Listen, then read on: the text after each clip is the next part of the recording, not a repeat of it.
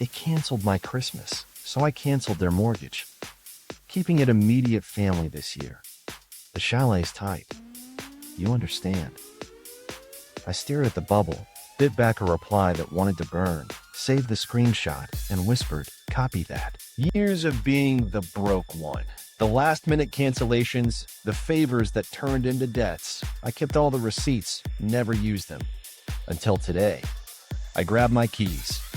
I wasn't driving up to join them. I was driving up to finish a chapter I'd started a year ago when I stopped asking for invitations and bought peace instead.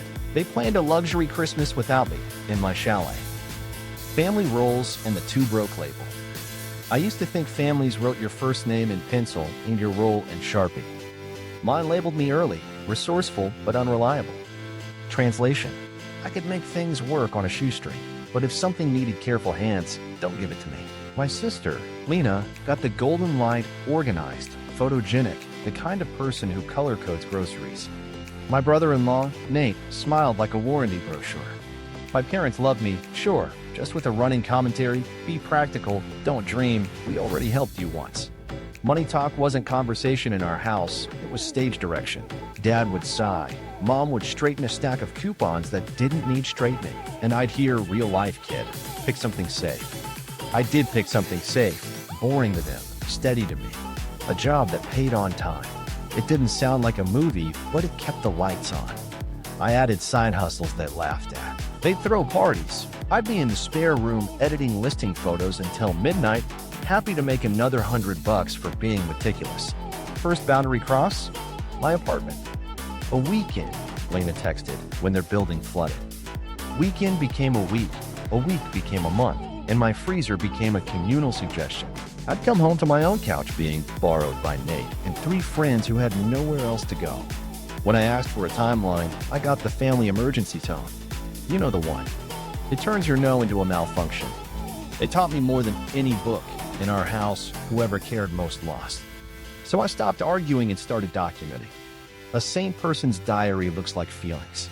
Mine looked like timestamps. Promises. Screenshots. We'll fill your tank tomorrow. Circled. We'll pay you back by Friday. Starred. You're being dramatic. Underlined. I tucked those into a digital file named for a photo editor because the last sacred thing in our family was privacy if it sounded boring. The file just waited. They called me broke because I wasn't loud about money. Truth? I hate loud money. I like money that whispers, that shows up on the first and sits quietly in the back of the room counting compounding interest. I watched friends jump into crypto fireworks. I bought a decent coat, fixed my credit, and learned spreadsheets like they were a second language. Fun at parties? No. Useful when the world tilted? Absolutely. They weaponized be practical against my dreams while living their own as inevitabilities. When I floated the idea of real estate once, Dad snorted. Risky. The market eats kids like you. Like me meant people who don't have a soft landing. I shelved the conversation, not the plan. Then came the pattern, favors hardening into obligations. Lena borrowing my car for a day and returning it 2 weeks later with a new podcast obsession and a parking ticket that the city messed up. Mom asking if I could spot the deposit because Dad's card was updating. Nate needing my laptop while the repair gets sorted. My yes filled gaps, and the gaps learned to expect me. My no? That became the family's bat signal. We're all just trying our best, someone would text, and I'd become the villain in a story where the villain is simply a boundary. So a year ago, I bought a problem solver with cash flow. Quietly. I found an ugly duckling of a place. Foreclosure specials, cracked stucco, a roof line that looked tired. Perfect bones though. The kind of house that wanted to earn its keep if you fixed its shoes and stopped apologizing for it. I ran the numbers like prayer beads. Short-term rental income covers mortgage plus a cushion.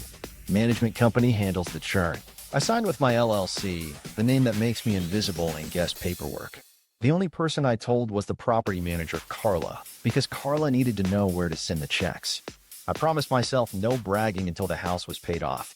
No performative success posts. No dangling new keys in anyone's face. Peace over approval. I wasn't out to trap anyone with gotchas. My line was simple. I don't trap people. I enforce boundaries clearly. The rules live on the listing. The quiet hours aren't a vibe, they're policy. The maximum guests and ID requirements aren't suggestions, they're the price of peace. I learned to enjoy small, private victories. The first 5-star review. The message from a couple who got engaged on the deck. The night I stood in the kitchen and felt the house hold its own heat. It felt like finally stepping into a room where I wasn't the designated helper, just the owner. Back in the family chat, life went on. You coming to Lena's gender reveal? No. Can you pick up mom's dry cleaning? No. We need your Netflix. No. The less I explained, the louder the label got. Too broke to be generous. Too sensitive to be helpful. Too busy to be family. I kept cooking, kept paying principal, kept my phone on Do Not Disturb during their group emergency brainstorms. So when the disinvite text arrived, keeping it immediate family this year, the chalet's tight. You understand. My heart didn't crack. It clicked. It confirmed what I already knew. They liked me as a resource, not as a person. I heard the old script rev up, explain, apologize, comply, and I pressed leave. And they were about to spend Christmas inside a boundary I built. I didn't need revenge. I needed precision. I didn't need yelling. I needed a clock, a notice, a calm voice. I saved the screenshot, finished my coffee, and pulled up the file that has my favorite word at the top, owner. Inciting incident, the group chat ambush. My phone pinged at 7:12 a.m. with a rename I didn't authorize, Chalet Crew. The confetti animation did its little dance like it hadn't just rubbed salt in a wound I retired. Lena posted first, clinking hot chocolate mugs in the steam. Finally relaxing, she captioned, like relaxation had asked permission and she had granted it. Nate jumped in with a panoramic of my deck, mountain line crisp, hot tub fog lifting like stage mist. Matching pajamas appeared, buffalo plaid, everyone grinning. Mom's slippers in the corner. Dad's hand on the railing, I'd sanded myself. Dad, the same guy who calls 2 screws a project. A DM from Mom slid in a minute later. Don't worry, we'll FaceTime you when we can. When we can, like I was waiting on a back order of affection. I stared at the chat, watched the little typing bubble blink, disappear, blink again. Dad posted a boomer's eye view of the grill. My grill. Great lines perfect. Chef at work, he wrote. I could smell the propane from memory. I could also smell the lie that followed in the group thread. Lena, cheerful as a tax form. We tried to include you, but it's booked solid. Lena, cheerful as a tax form. We should know my calendar like I know the sound of my own front door latch. My portal is a pulse I check between coffee sips. I opened it without ceremony, thumb gliding to upcoming bookings. There it sat, a reservation for 7 nights, check-in 2 days ago, under a name I knew the way you know a favorite lie, Nate Grayson. The email attached was not his, but the alias he uses whenever he's trying to score a coupon twice. I scrolled to the ID on file. It didn't match. Guest count? 4 listed. Photos in the chat showed 6, maybe 7 if the toddler's friend counted as a half. Quiet hours triggered a warning at 12:43 a.m. A note from Carla. Neighbors called about music. Sent reminder text. A send. Mistake hit like a flubbed symbol. A screenshot from Lena popped in for 2 seconds, my name in a different thread with the caption she's too broke for this vibe, followed by the text, delete, delete, delete. Then it vanished. The deletion notice remained like a grease stain. Dad reacted to his own grill photo with a thumbs up. Mom added a heart to the pajama shot. The chat rolled on, festive and oblivious. I didn't rage. Rage is fuel you spill on yourself. Anger is a map. I used it for directions, not a destination. I tapped call on Carla's contact. She answered on the second ring, voice brisk and awake. Morning, boss. Hold all calls, I said. Owners inbound. We've got an ID mismatch and occupancy breach. Also a quiet hours warning. I'll need access and documentation ready. Today we do clarity, not conflict. Copy. Want me to swing by? Give me 90 minutes. If I text you now, come to the door. If I text police, call them. Understood. I went back to the thread. They shifted to captions about, we deserve this, and self-care week, which was funny because they'd always defined my boundaries as selfishness, but somehow a chalet counted as therapy. I scrolled through the portal again, checked the housekeeping photos from before they arrived. Beds crisp, towels rolled. The welcome basket I stocked with local coffee and a note that says, "This house runs on kindness and quiet hours." The irony was so clean I could eat off it.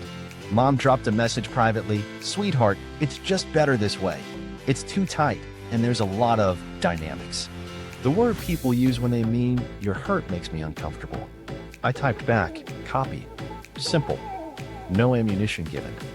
Another ping, Nate, in the group, "Crazy how affordable this place is when you know where to look." I almost laughed. Affordable is a word people use when they underpay and assume the world is doing them a favor.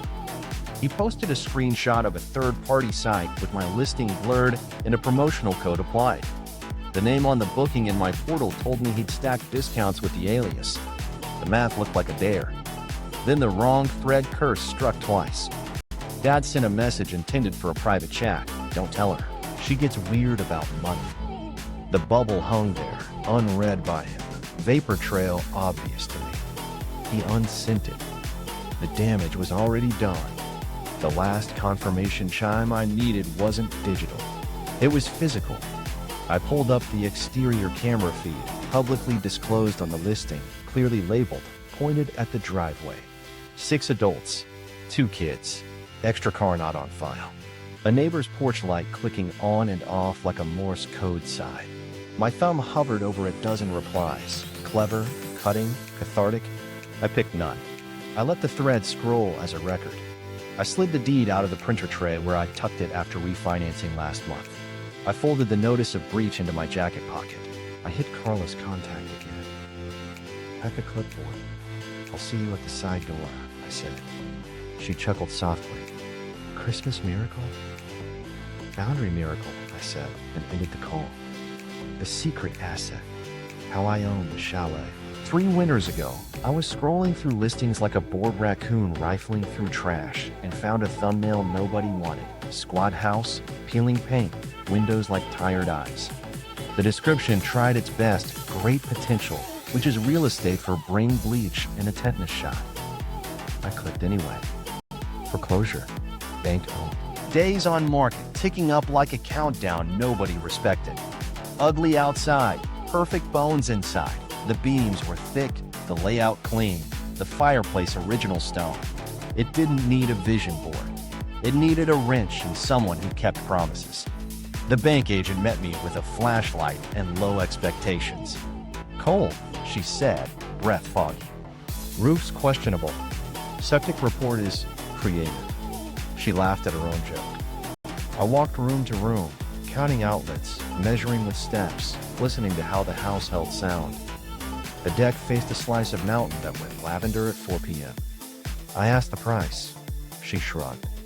"You'd be the only offer this month." I made one. She blinked like I'd vandalized etiquette. "You really want this?" I didn't tell anyone. I didn't ask a committee. I ran the numbers in a spreadsheet with color codes that would make Lena proud. Mortgage at X, insurance at Y, taxes at Z, management at 10%, cleaning, consumables, a maintenance buffer that didn't pretend surprises were rare. Comp set said weekends would pay the note, peak season would tuck money away, off-season would hum along. I added a line named Sanity. Sanity is what you buy with margin. The inspection read like a grocery list: roof patching, 1 window seal blown, an outlet with wires that needed to choose a path and stick to it. Nothing fatal. I brought in a roofer who wore a beanie and optimism. "You treat her right, she'll treat you better," he said, patting the ridge like an old dog. The plumber whistled, replaced a run of pipe, and sent me a photo of clear water. I took my first deep breath in months. I formed the LLC because I like layers between me and other people's decisions. Paperwork put the house in Mountain Quiet, LLC, which sounds like a candle and acts like a firewall. The management agreement put Carla between me and midnight calls. She vetted cleaners who showed up early and sent synced photos that glowed. She labeled bins like a school supply aisle and taught the house to behave like a hospitality worker. We set rules that read like a handshake. Treat this place like you want to come back. I furnished slow. 2 trips in a borrowed truck. Facebook Marketplace scores. A couch that didn't pretend to be precious. Rug pads so nobody ice skated on the hardwood. I resisted the influencer urge. No neon signs, no twee slogans, just wood, wool, and light. I stocked basics that felt generous without getting flashy. Good coffee, thick towels, a first aid kit that assumed knees meet stairs. I put a tiny screwdriver in the junk drawer because somebody always needs one and nobody ever has one. Reviews trickled in like shy compliments. Clean, quiet, perfect getaway. The host left Coco. The deck at sunrise made us cry. A couple sent a photo of their engagement ring on the banister. I saved it in a folder called House Joy. When a guest messaged that a pan's handle was loose, Carla had a replacement there before they finished breakfast. When someone asked if the TV had HDMI, we added an extra cable and labeled it. Peace is systems plus kindness plus consequences. They didn't know because I learned the family economy early. The more you show, the more they invoice your soul. The one time I said I'm looking at property, Dad didn't even let the sentence sit. Risky. The market eats kids like you. Like me meaning salary without backup. I smiled, changed the subject, and continued anyway. I'm not hiding. I'm choosing quiet. There's a difference they never bothered to learn. Payments landed. I didn't post screenshots. I didn't toast with keys for the camera. I watched principal drop and exhaled. The house became a habit, not a brag. I kept a file of small, boring miracles. A new smoke detector chirping exactly once at install and then never again. A handyman who sent an itemized invoice without being asked. A neighbor who waved instead of complained.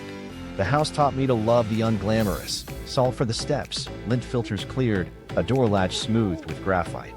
I set my ethical line in ink. No traps, no tricks. The listing says exactly what the house expects, how many bodies, how much quiet, what kind of respect. If a guest breaks a rule, the consequence isn't personal, it's procedural. I don't argue. I point to the policy. I don't embarrass. I enforce. It's not vengeance, it's maintenance. On closing day, I stood in the empty living room and whispered the only vow that mattered: peace over approval.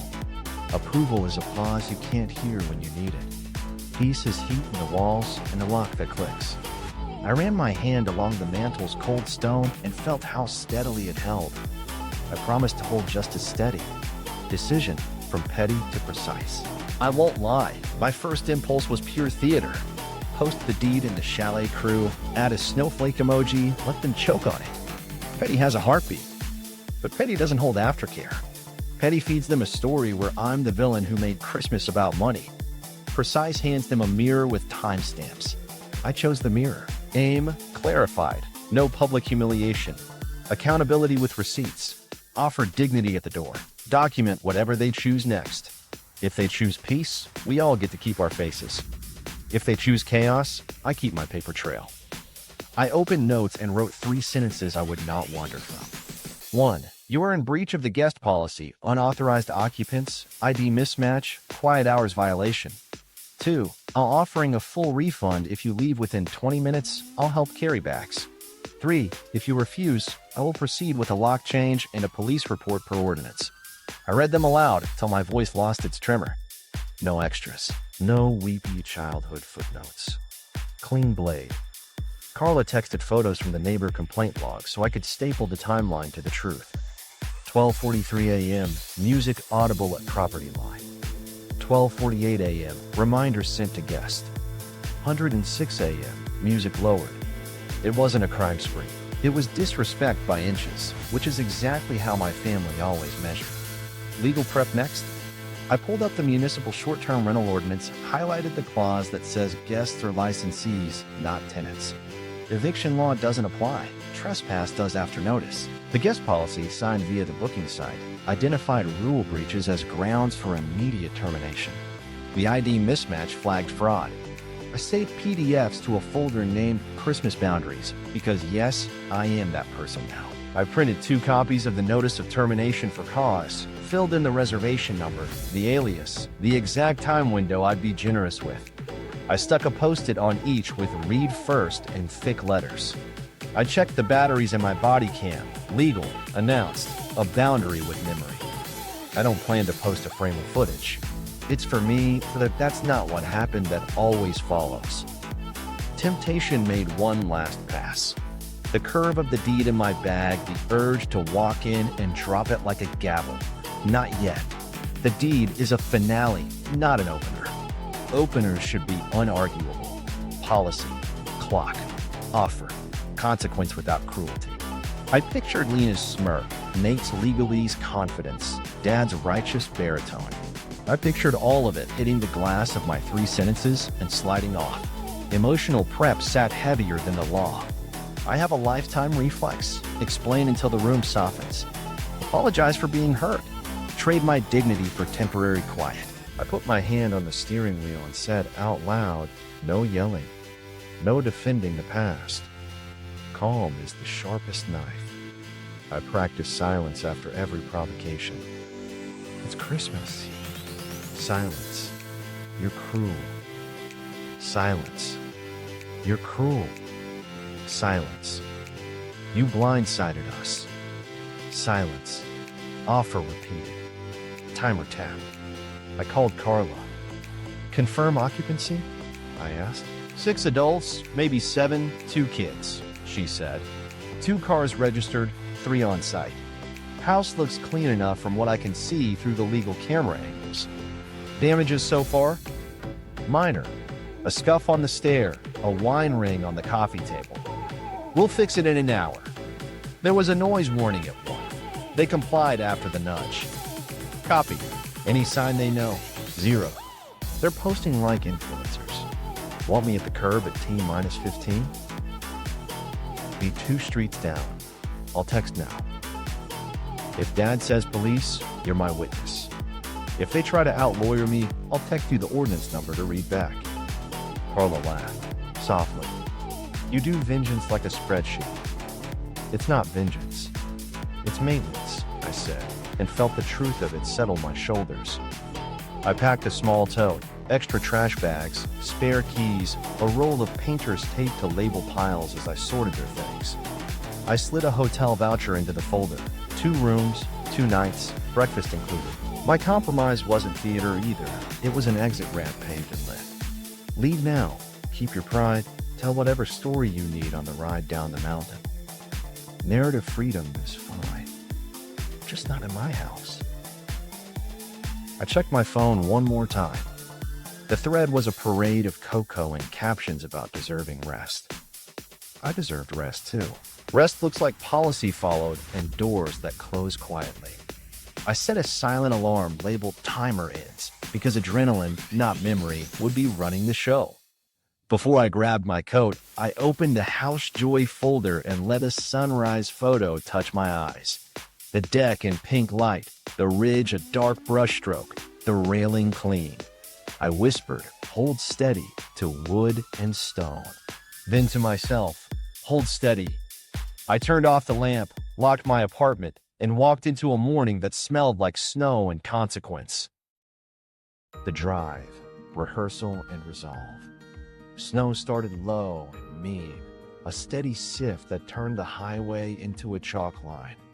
The switchbacks climbed like slow questions.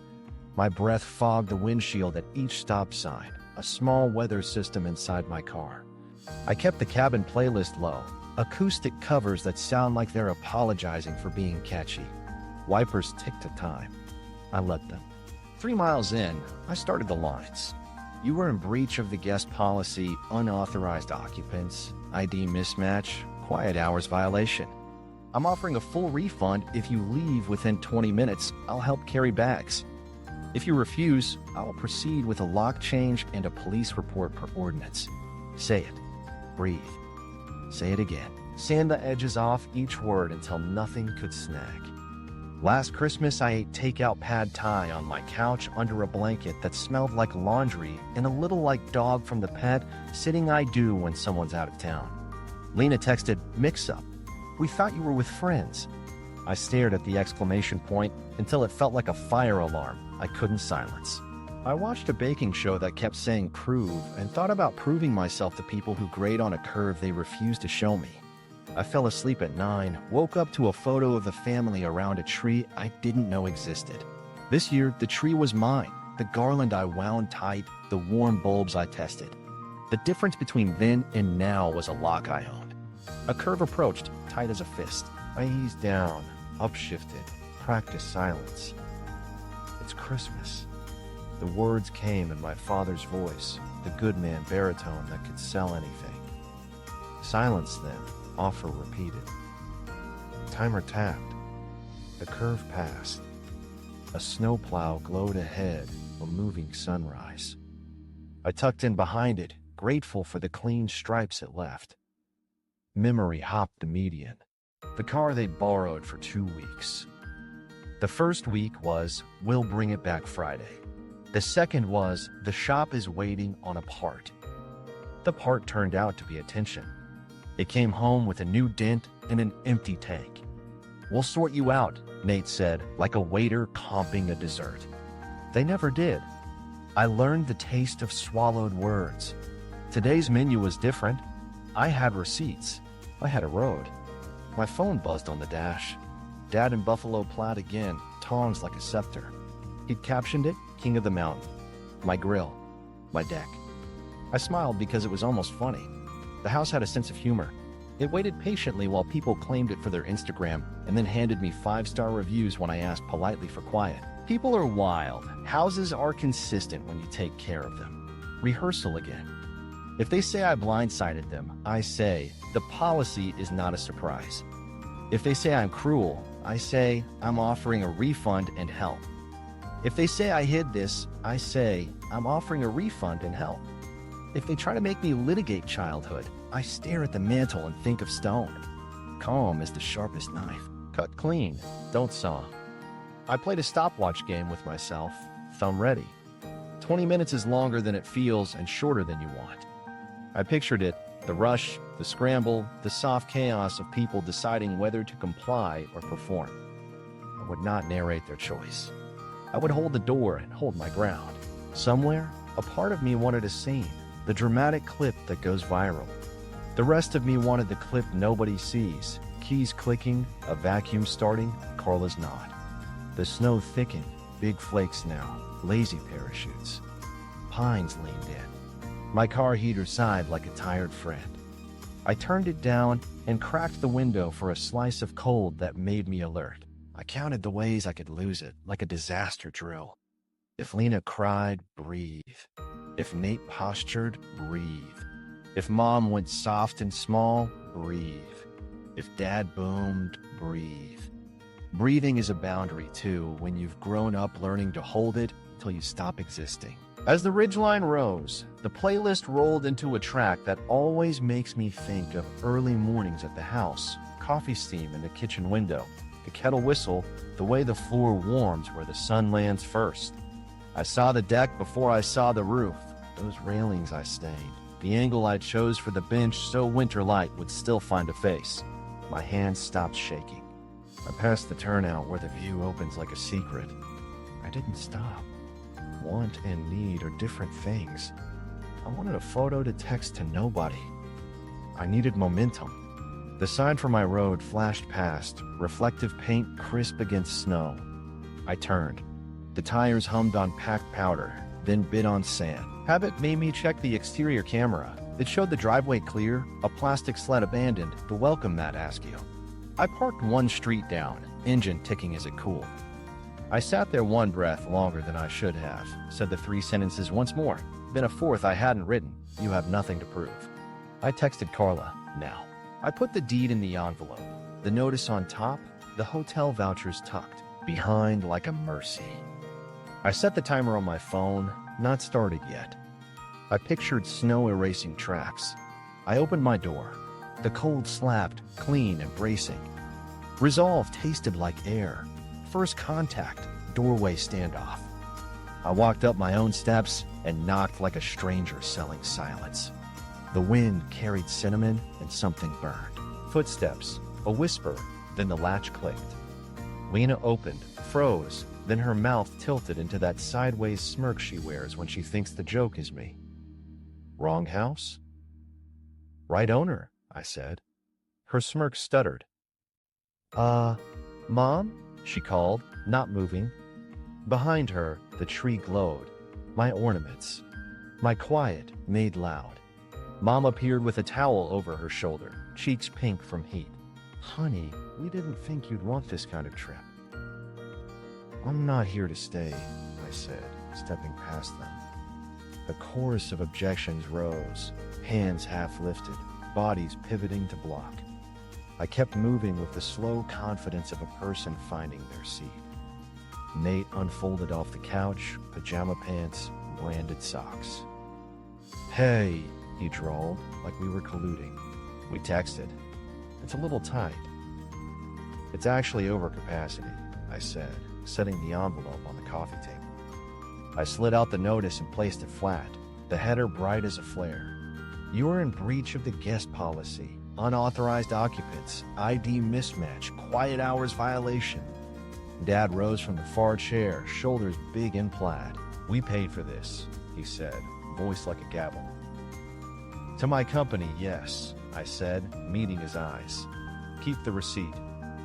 Silence rippled, punctured by the soft whine of the fridge door not fully closed. I reached back and pushed it shut. Old habits. Lena laughed, a brittle tinkle. You're not serious. I'm offering a full refund if you leave within 20 minutes, I said. I'll help carry bags. That's ridiculous, Nate said, scoffing. You can't just... After 20, I continued. I proceed with a lock change and a police report per ordinance. I tapped my phone, showed the timestamp on the notice. Timer starts when I finish explaining. We're halfway through. Mom blinked fast. Sweetheart, it's Christmas. The house doesn't care what day it is, I said. It cares how it's treated. So do I. Dad's face settled into righteous. We tried to include you, but stop, I said, not loud, just final. I slid my phone across the table, ownership portal open to the reservation details. The alias, the mismatched ID, the occupancy note. Read. Lena's eyes darted. You're jealous we can afford nice things, she said, reflex sharp. I own this nice thing, I said, calm like a blade, and I'm enforcing its rules. Nate picked up the notice like it might stain him. This is a scare tactic. We're tenants this week. You can't evict tenants without notice. Short-term guests are licensees under the ordinance, I said. Not tenants. Termination for cause is immediate. Your booking agreement says so on page 2. He opened his mouth, closed it, reached for his phone. I'll call Mark, he muttered. Lawyer cousin. Voicemail, if the mountain had any mercy. Mom edged closer, her voice small. Could we just have one more night? We'll be quiet. We won't use the hot tub. The neighbors were already patient, I said. I'm offering a hotel down the road. 2 rooms, breakfast included. We can load your cars in 10. You'll be there before the cocoa cools. Dad thumped his palm on the chair arm. This is outrageous. Your mother, Dad, I said, eyes steady. Stop treating me like a doormat and calling it family. His mouth worked around a lecture. The words didn't assemble. From the hall, a kid's voice. Is Santa here? A small face peeked, hair wild, the pajamas too big. I softened my shoulders without softening the terms. Hey, bud. Grown-up stuff. 2 minutes. Nate, grasping, dialed on speaker. Voicemail. He hung up too quickly and covered it with a cough. Even if your company owns this, he said, we paid a lot. We negotiated a code. You stacked promo codes with an alias, I said. You negotiated a discount with yourself. Lena stepped forward, chin high. You're making a scene. I'm making a boundary, I said. It only looks like a scene from where you're standing. Boundaries feel like punishment to people who benefited from the absence of them. The room's laughter from earlier had evaporated. In its place, volume crept, voices overlapping, the sizzle of potatoes forgotten on the stove, Dad pacing to the window, Mom wringing the towel. I lifted my phone. Timer at 12, I said. Refund issued upon key return. Mom's eyes shone. Please don't do this to your mother. I'm not doing anything to you, I said evenly. I'm stopping you from doing something to me. Nate puffed up again. Fine. We'll call the police. Please do, I said. I'll wait outside with the property manager. She's 2 minutes away. Faces shifted from anger to math. Dad's shoulders dropped a centimeter. Lena's smirk quivered. The kid in the hall whispered, Mom, and a baby started crying, like a soundtrack editor with timing. I turned, opened the hall closet, pulled down 2 luggage racks they hadn't noticed. I popped them open, the metal legs clicking. Suitcases here, I said. Gloves by the door. I'll carry the heavy ones. Hotel vouchers are in the envelope. Mom reached for my wrist, then stopped, fingers hovering over air. When did you? How long? A year, I said. And 3 minutes left in the explanation window. A second knock sounded at the side entrance, light, professional. Carla's rhythm. I glanced at the door, then back at my family. That's my manager. After that, we escalate. I took a breath, let calm sharpen. 20 minutes starts now. Try-fail cycle 1, guilt and gaslight. It's Christmas, Mom said first, voice trembling like the tinsel she draped wrong on my tree. Family first. Don't be dramatic. I'm not, I said. Policy, refund, help with bags. I pointed to the luggage racks like they were life rafts. Dad folded his arms. We're your parents. You're guests in my house, I said. And you're over the limit. Lena took a step, chin spearing the air. You are ruining the only nice thing we've had all year. You planned the nice thing without me, inside something I built, I said. I'm offering a hotel. Nate scoffed. You always do this. Turn a misunderstanding into war. It's not a misunderstanding, I said. It's a breach. Mom tried a softer angle. Honey, we get it. You're doing well now. But this is a spectacle. I'm not performing, I said. I'm enforcing. Don't talk to your mother like that, Dad snapped. I'm talking to your mother like that, Dad snapped. I'm talking to the guest who booked under an alias and brought extra people, I said, looking at Nate. That's not an accident. That's calculation. He opened his mouth, shut it, then grinned like a dare. You're jealous we can afford nice things. I slid my phone across again, this time with the owner dashboard in full sunlight. Reservation tile, alias email, red banner, ID mismatch. I'm the owner, I said. I can afford quiet. Silence punched the room. Even the stove stopped hissing, like the potatoes were listening. Dad blinked hard. You hid this from your mother? I protected my sanity, I said. This is me protecting my property. Mom pressed her lips. We would have supported you. You called it risky, I said. I chose peace over approval. We're at 14 minutes. Can't we have one more night? Mom asked. We won't invite anyone else. We'll whisper. Noise already triggered a warning, I said. Neighbors have lives too. Lena rolled her eyes. Oh, we're worried about neighbors now. Since when are they family? Kindness scales better than entitlement, I said. Hotel's 5 minutes away. Breakfast buffet, make your own waffles. Kids will love it. Nate barked a laugh. You think bribing us fixes what you're doing? It's not a bribe. It's a solution, I said. Leave now, get refunded, sleep warm. Dad pointed at the deed envelope like it was a prop ball. You brought that to humiliate us. I brought it to end arguments, I said. I prefer policy to theater. He scoffed. This is theater. Timer at 11, I said. Mom stepped close, eyes wet. Don't do this to your mother. Mom, I said softly, I'm not doing anything to you. I'm stopping you from doing this to me. She looked down at the towel as if instructions were stitched there. We're family. That's why I'm offering a clean exit, I said. Anyone else would have called the cops first. Lena's voice sharpened. You needed us when your car died.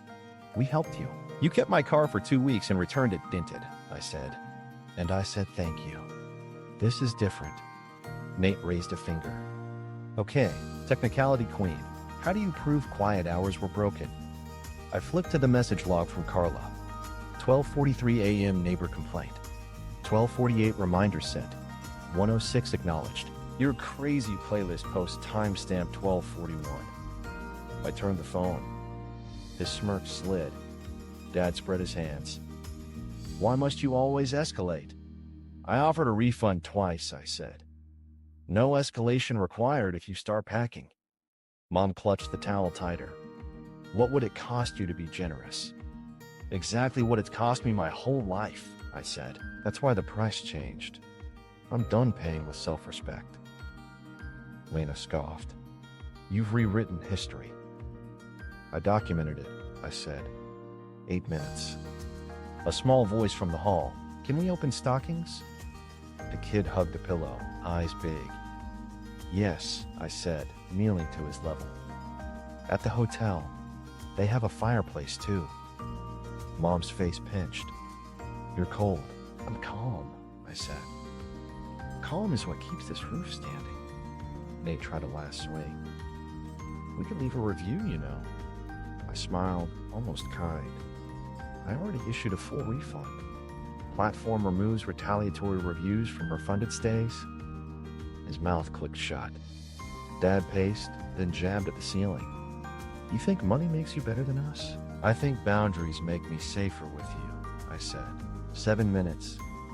Mom whispered. I am, I said gently. Please pack. I stood, laid a pair of gloves by the door, and opened it to Winter. Cold slid in, clean and honest. I'll carry the heavy ones.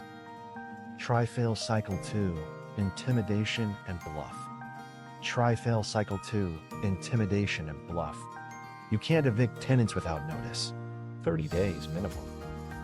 He said it slow, like I'd missed the words if they ran. Short-term guests are licensees, I said. Not tenants. Termination for cause is immediate. Page 2 of your agreement. Clause 4.2 of the ordinance. I slid the printed policy over. You signed. He blinked, recovered, jabbed at the paper. This booking's paid. That's possession. Payment isn't permission to break rules, I said. It's proof you agreed to them. Dad lifted his phone. I'm calling the police. Let them settle it. Please do, I said.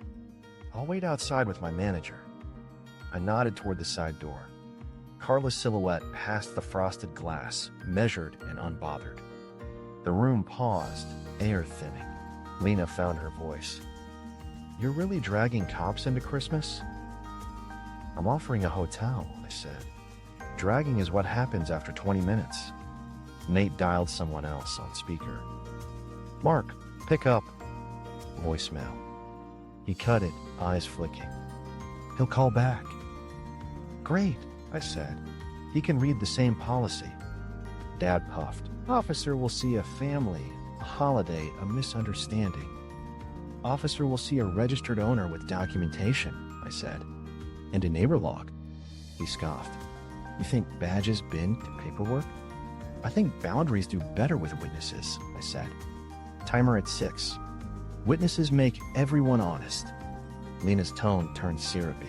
Okay, tough love. But you can't make us leave into a storm. That's unsafe. The hotel's 5 minutes on a plowed road, I said. They hold rooms under your last name. Breakfast starts at 7. Nate shoved his hands into his pockets. We can fight the chargeback. Platform protects guests from predatory hosts. I issued a full refund already, I said. No chargeback to fight. Receipts in your email. He blinked. Why would you refund if you're so right? Because rules aren't about squeezing, I said. They're about clear exits. Dad wagged a finger. You owe your mother an apology for this ambush. I owe her honesty, I said. Repair without self-erasure. And a ride if she wants one. Lena zeroed in. What about our gifts? You want kids to watch you toss Christmas in a snowbank? Pack the stockings, I said. They'll open them next to a fireplace that isn't breaking rules. Nate looked down at the notice, then up with a smirk sharpened by panic. You know bad press kills hosts, right? I could tank your listing in a day. I pointed to the clause highlighted in yellow. Refunded stays that violate policy aren't reviewable. But you can try. He glared. You think you're untouchable because you lawyered up a PDF. I think I'm steady because I wrote down what I'm willing to live with, I said. And what I'm not. Dad's thumb hovered over the green button. He hit call. The ringtone marched, then a clipped voice. Dispatch. He launched into his version. Family, holiday, unreasonable host. He left out Alias, Occupancy, quiet hours.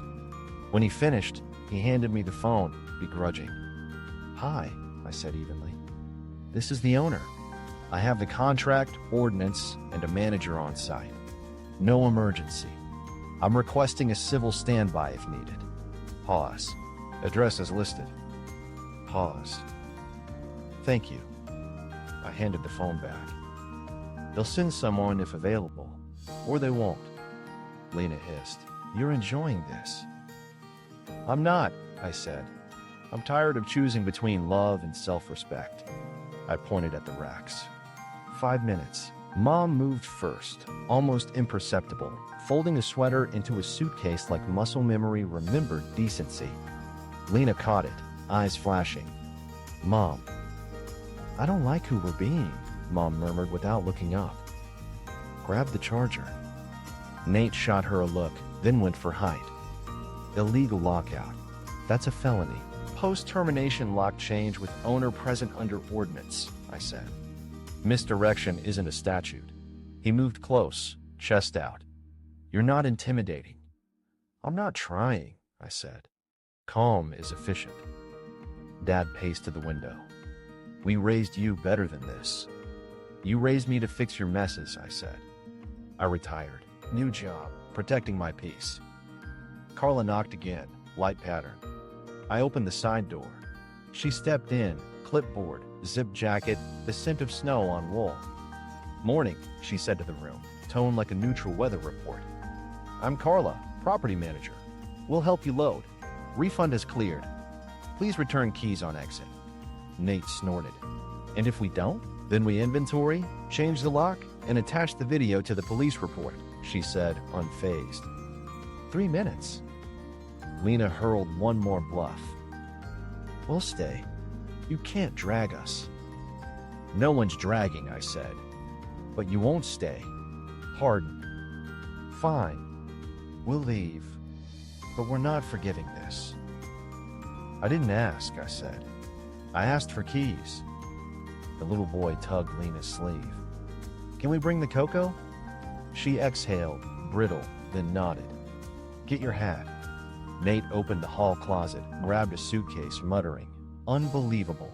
Believable, I said, holding the door wide to the bright, honest cold. 2 minutes. Tri-fail cycle 3, the sob story and the offer. Mom's voice softened like old fabric. We wanted one nice Christmas together. Money's tight. The words landed carefully, practiced, stitched with guilt. She looked around as if the house might back her up. I met her eyes. Hotel down the road, rooms on me, breakfast too. You can be there in 10. Stockings by a different fireplace. That's my offer. Lena crossed her arms. We're not leaving without using the hot tub tonight. We'll go in the morning. No, leave now, full refund, warm rooms, no drama. Nate spread his hands, pacing angles. Think about the optics. You're throwing your family out into snow on Christmas. We post once, your listing goes dark. I shook my head. Condition of the offer, you leave now, no mess, no drama, and no social posts about me or the house. In return, 2 hotel rooms, breakfast, and the entire stay comped. That's more than fair. Dad barked a laugh that didn't reach his eyes. Your mother will be humiliated at that lobby. I'll check you in myself, I said. Under Grayson. No scenes. You can tell the kids it's a surprise. Mom rubbed her temple. Could we at least do a final dinner here? We brought ingredients, and everything's prepped. You triggered quiet hours last night, I said. Neighbors deserve peace. Pack the food. The hotel has a microwave and a dining room. Lena glanced at the timer on my screen like she could glare it longer. Hot tub tonight, leave tomorrow. Final offer. No, I said, even. Failure to leave equals lock change into police report per ordinance. I don't want that for any of us. Nate scoffed. You're bluffing. I looked at Carla. She lifted the clipboard. Locks are in my trunk. It's a 10-minute swap. Mom's voice thinned. We didn't know it was yours. You didn't ask, I said. You booked under an alias and packed extra people. That's not ignorance. That's intent. Dad's shoulders fell a fraction. Money's tight, he muttered. We needed a win. You don't get a win by taking what isn't offered, I said. You get one by accepting an exit when it's handed to you. 2 sweets. Breakfast. No charge. It's generous because I want clean edges. The little boy hugged his pillow and whispered, Are we in trouble? No, I said softly. Grown-ups are learning new rules. You're going on a mini adventure. The waffles there have faces. He smiled, small and brave. Do they have syrup? They do, I said. Lots. Lena tried again, voice wobbling toward tenderness. We wanted one nice memory. Make it at the hotel, I said. The memory can be choosing kindness when it costs pride. Nate pointed at the tree. The kids will lose it without presents. Bring the stockings, I said. I'll help you carry everything. Mom took a breath that sounded like a surrender she could live with. What about the mess? Leave nothing behind, I said. No dishes in the sink, trash tied, towels in the tub. You do that. I'll walk you out with a smile. Dad stared at the deed envelope, then away. You'll never let us forget this. I don't need to remind you, I said. Boundaries do their own remembering. Carla checked the time. 3 minutes, folks. Lena's eyes flashed. We could call Grandma. She'd tear you apart. Grandma taught me to say no, I said. She'd ask if you cleaned the counters. Nate raised his chin. What if we split, half of us stay, half go? No partial solutions, I said. The booking is terminated. All guests must vacate. Mom looked at the kids, at the snow, at me. Okay, she said quietly. Okay, we're going. Her hands found a suitcase zipper like they were grateful for the work. Thank you, I said. I'll grab tote bags for the pantry stuff. Lena snapped. We deserve better than this. You deserve honesty, I said. So do I. Dad lifted a duffel, muttering, We'll talk about this later. We can, I said, but not here, not now. Timer beeped. Clear, bright, final. Decision time, I said, and held the door to the cold that made everything simpler. Climax, the deed on the table. I placed the printed deed on the coffee table, my signature facing up like a clean blade. No flourish, no speech, just paper meeting wood. The room tightened. Lena stared as if letters could rearrange into a softer truth. Nate leaned in, checking the seal like he might find a typo to live inside. I said the line I'd practiced without heat. They canceled my Christmas, so I'm canceling your stay. Dad's jaw worked, grinding gears of outrage. You're not family if you do this. Then stop treating me like a doormat, I said, steady. Family walks on floors, not people. Carla's knock came again, then the door opened on her calm face. Morning, she said, voice neutral. I'm here to assist with checkout. Refund is processed. Please return the keys when you're done loading. She set her clipboard down beside the deed like an underlined sentence. Nate scoffed, but softer now. You really comped this? You're trying to buy being right. I comped this to end the argument clean, I said.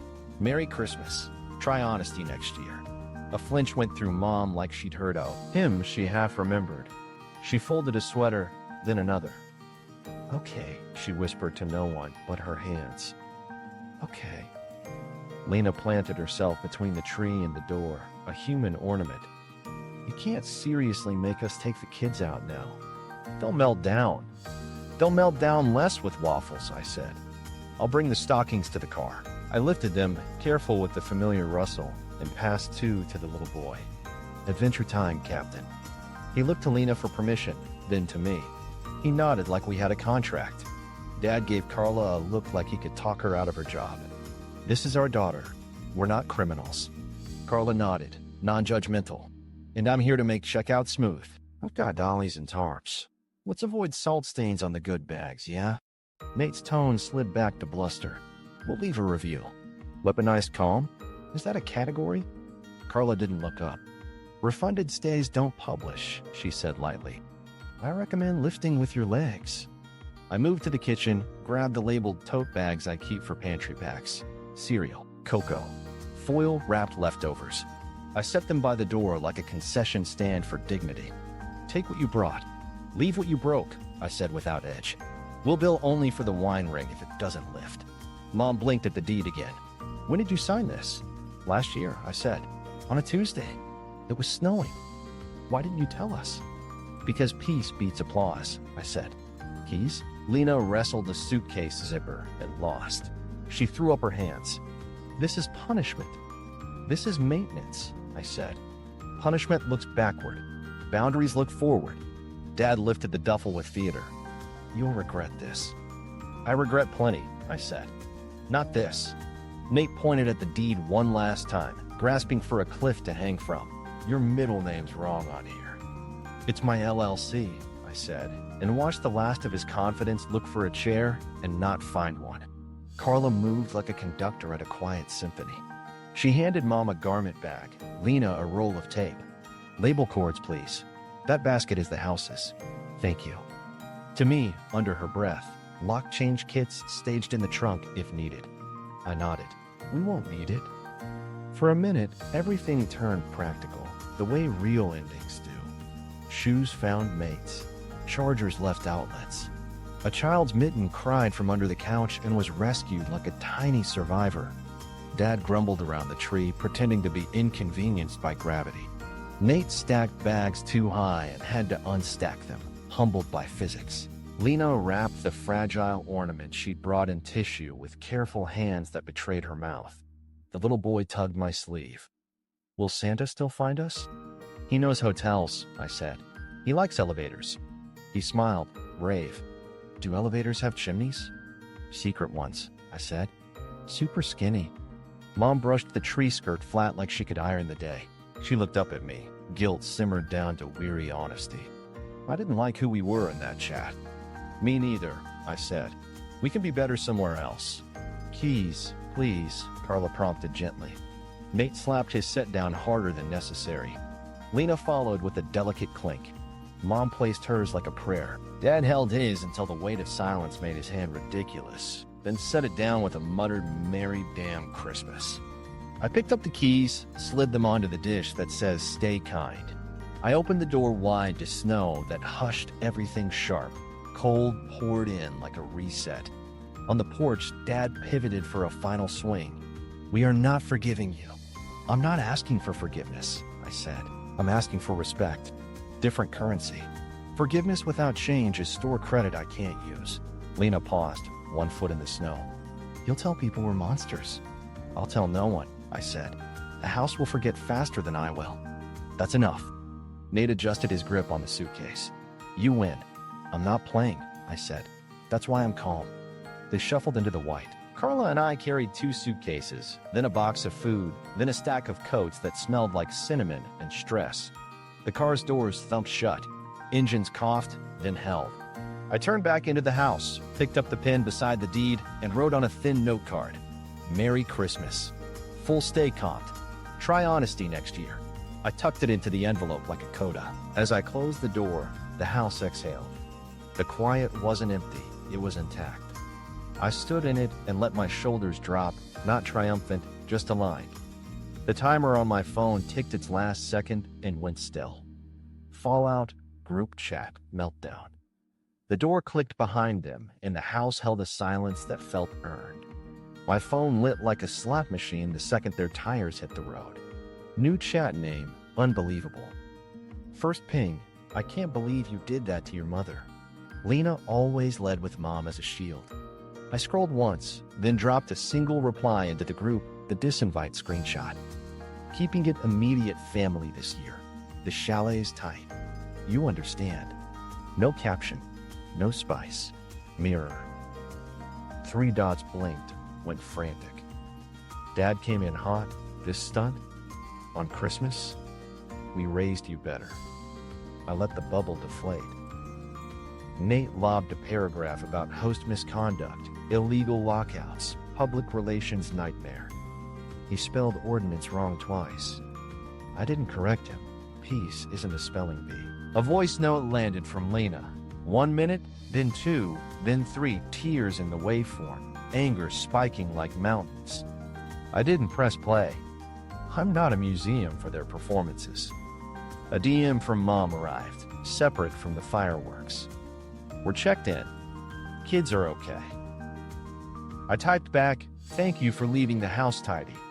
I hope breakfast is good. She sent a small heart, then nothing else. The group chat tried to spin the story without her and found it wobbly. Dad pivoted to the olive branch with a hook. We can talk, but only if you apologize to your mother and return the deposit we paid for groceries.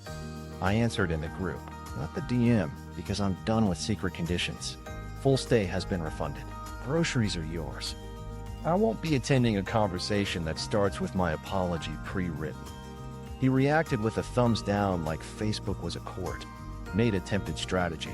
We'll make sure people know how you treat family. I answered with a screenshot of the refund receipt and the hotel confirmation, both time-stamped. No commentary. Receipts don't argue. They exist. He went quiet, which is his least favorite volume. Lena tried one more guilt trip for the road. You're addicted to drama. You could have just said you were hurt. I typed. I did for years. You called it drama. This was policy. Then I set the thread to mute for 8 hours because my nervous system deserves holidays too. Carla texted, a palate cleanser. Lock changed? I sent her a thumbs up. Inventory complete. Wine ring lifted with a smiley face and a photo of the table shining. The hot tub hummed like a cat finally left alone. Snow began again. Soft flakes erasing tire tracks with zero interest in our family saga. I opened the booking portal and blacklisted 3 emails. Nate's alias, Lena's main, Dad's catch-all, boundary and code. I added a note at the top of the listing, no third-party bookings. All guests must be named. I scheduled a message template called Gentle Reminder to go to every future reservation at 8 p.m. Quiet hours are 10 p.m. to 8 a.m. Thanks for helping the mountain rest. It felt like installing rails on a staircase that had always been a little slick. Automation is self-respect that runs on time. The group chat kept performing to an audience of 1 because I didn't leave. I just stopped clapping. Dad tried a classic. Your grandmother will hear about this. I wrote back. She taught me to say no. Also, she likes when counters are wiped. Photo attached, clean counters. He didn't respond. Maybe he was wiping something. A cousin I haven't heard from in months popped in with popcorn emojis. I removed him from the chat with a quiet tap. I'm not a show. I walked the house once, a slow lap of gratitude dressed as inspection. Towels in the tub, trash tied, no glitter bombs of malice left behind. I straightened the tree skirt, fixed the angle of one ornament that leaned like it had chosen a side. My phone buzzed again. Lena, this time in a DM, not the group. You made Mom cry. I typed. We both did. I just stopped pretending it was weather. Outside, a plow passed, low and patient. I opened the slider and let winter breathe in. The deck lights glowed against the falling light.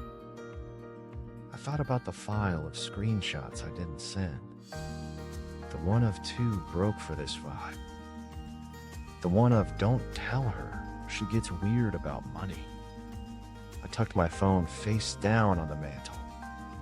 Some receipts aren't for spending, they're for remembering why you don't loan yourself out anymore. Another buzz. Dad again, this time softer. We can talk later. Maybe we all said things we didn't mean. I read it twice, then removed the clause that always ruined us. I'm open to a conversation, with no conditions. He left it on red. Progress wears uncomfortable shoes.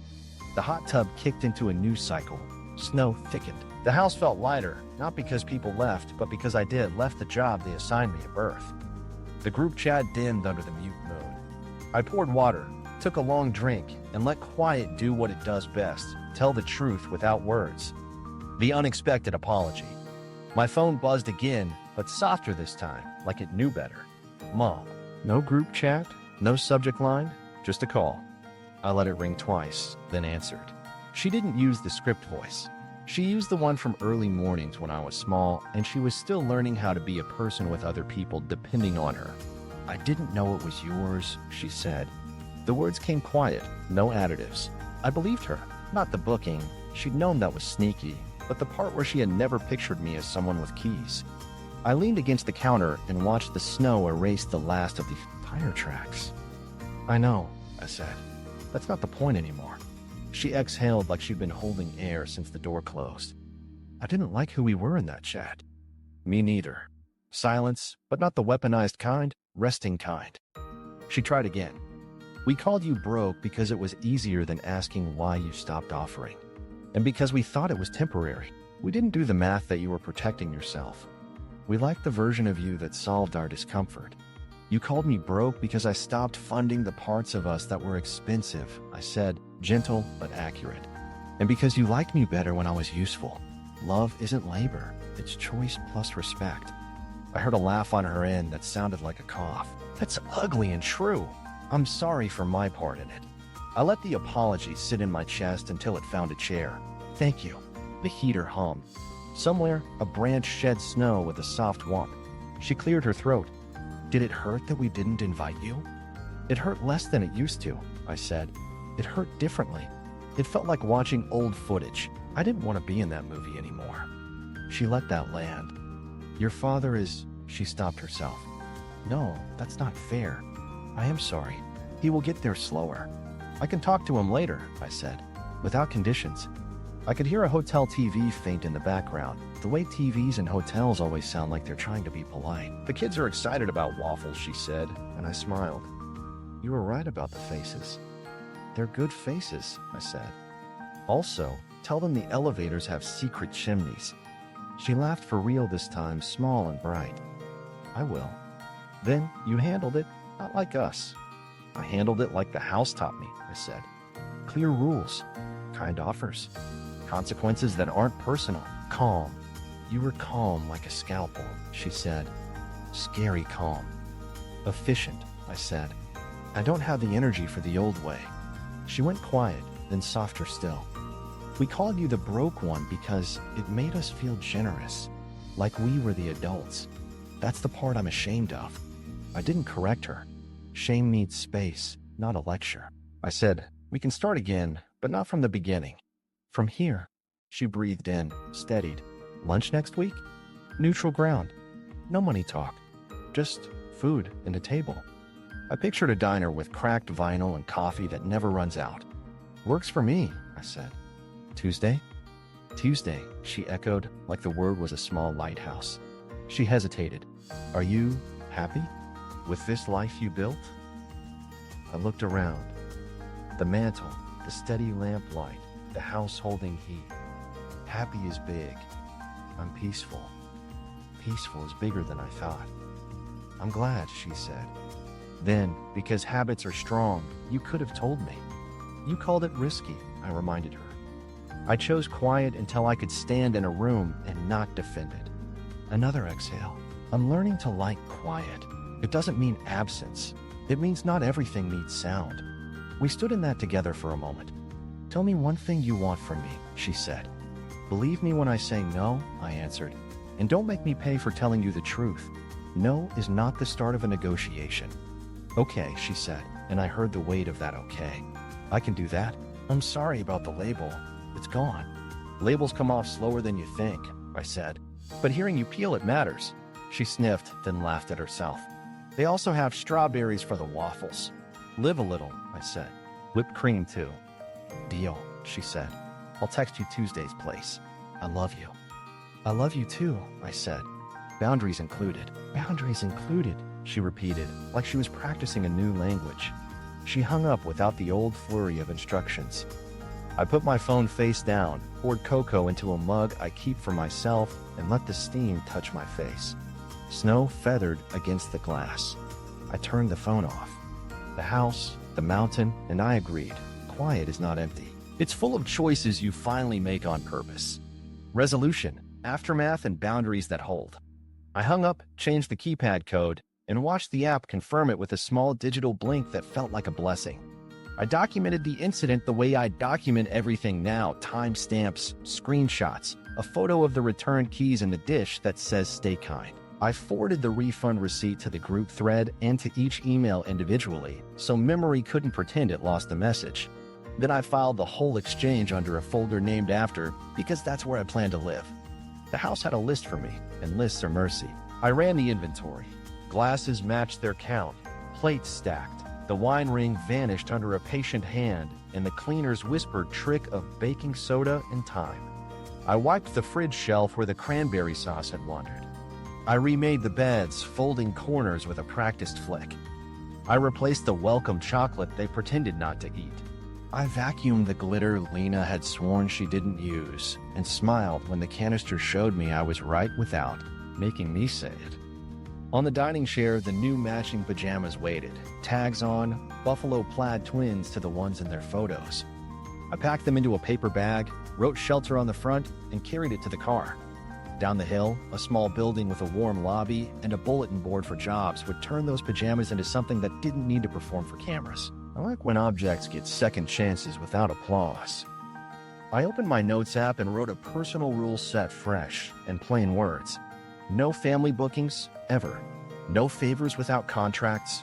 No cash loans, gift or no. If I say yes, I mean it. If I say no, it's an answer, not a conversation starter. I read it aloud until it sounded ordinary. Then I printed it and slipped it in the kitchen drawer with a tiny screwdriver, because emergencies love to hide near tools. The stair near the landing had that loose tread I'd noticed on walkthroughs, the one nobody else bothered to notice because it didn't scream. I pulled the screws, added wood glue, reset it, pressed my weight until it held. It clicked back into place with a sound I wish I could bottle in hand to younger me. That's the sound of something finally supporting you back. I walked out to the deck. Snow put a soft hand over all the hard edges. The hot tub hummed, steady and content like a well-fed cat. I checked the chemical levels, closed the cover, and felt the tidy satisfaction of problems solved before they become stories. I set the thermostat to smart sleep. I turned the tree lights to low. The house exhaled, and I matched it. I sent Carla a thank you with a bonus, because competence deserves more than claps. She sent back a thumbs up and a photo of the lock pins lined like tiny soldiers. "We're good," she wrote. "We are," I typed, and surprised myself by not adding anything else. My phone, off and on like a lighthouse, stayed dark. I let it. I texted my friend Tasha instead, open house, New Year's. "Bring good people." She replied with a string of yeses and a promise to make chili that wins arguments before they start. I pictured the kitchen full of laughter that doesn't require an audience, bowls clutched by hands that never take more than they bring. I poured new cocoa and stood at the window until the cup warmed my palms into gentleness. I thought about how love without boundaries had turned into debt, and how paid in full isn't a feeling you get from money. Peace is paid in no. You pay it once and then again and again, like a subscription you renew because your life runs better when you do. Boundaries are boring on purpose. That's why they work. I tidied the mantle, straightened the note card that had told the truth without sharpness. I placed a fresh log in the basket and checked the battery in the carbon monoxide detector, because care is love's boring cousin and I'm learning to adore them both. I locked the side door, then the front, and the locks didn't sound like exclusion. They sounded like a home doing its job. I texted Mom one more thing. "Enjoy breakfast. Tuesday works. No money talk." She sent back, boundaries included. I smiled. New language takes practice. That's fine. I have time. I turned off lights in a rhythm the house taught me. Kitchen first, then hall, then living room last. Snow complicated the world outside and simplified it inside. I stood at the threshold, hand on the switch, and waited for my breath to find its even line. When it did, I flipped the house to night. I shut the chalet lights and watched snow erase their footprints until the deck was just clean wood again. If this hits somewhere tender, subscribe and cue the next episode. More calm knives, more clean exits. Share your boundary win and the exact line you used, so someone reading can borrow it word for word. We'll clap for no that keeps your peace in sync.